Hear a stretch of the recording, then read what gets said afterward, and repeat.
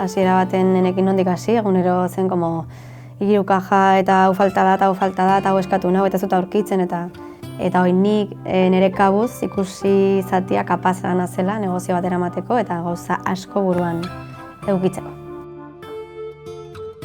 Gutixao da nire proiektu pertsonal bat, nun nahi duten pixka bat elikadura osasuntxua sustatu, baita ere medikamentu eta osagarri naturalekin, tabernetan lan egiten nun, eta gustatzen zait, baina bizitza guztirako ez. Eta okurritu zian, oi hartzunen falta zela, zeleno bat zeon, eta zeo badakit mundu hontaz, eta sanoma horri ikustenaz, plazo luze baten. Horri ikustenaz, herrian parte izaten, jendia ezagutzia, erokeria, mundu guztiak esaten dira, erokeria. Eta gero bueltak eta sanon, ikusten nun biablia zela. Kriston poza.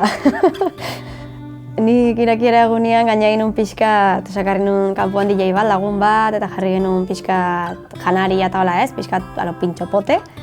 Eta jendeak ikustia ongi hartzen txula eta animoiek ematen dizkizutela eta energia ona bezala, subidoia.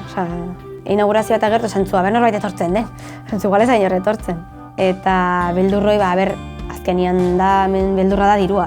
Aterako zu negozio aurrea. Eta komentario baten bat bai jaso dut, ez hola tal, ez dizut esaten, bino neska izan eta ez, bino ulertzea arazten dizutela,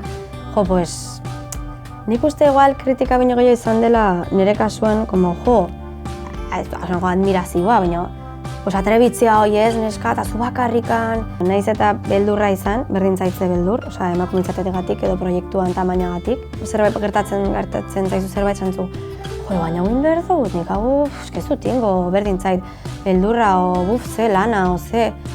Egun bat pasatzen zu pentsatzen, lasai, hartu arnasa, eta eman. Aurrera.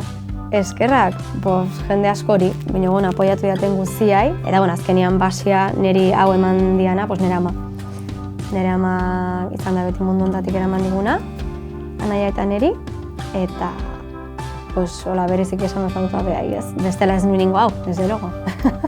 Nik esan nun nahi nukela nik ikusten azela hemen nire melena txuriakin mai horren atzean lanian. Nahi nuke, gustatuko liake pila bat. Jendeakin ja ezaguna, ja dakizunean gauza gehiago, dakizunean gomendatzen, zer esan, eta jendeakin gustora herrian parte izatea.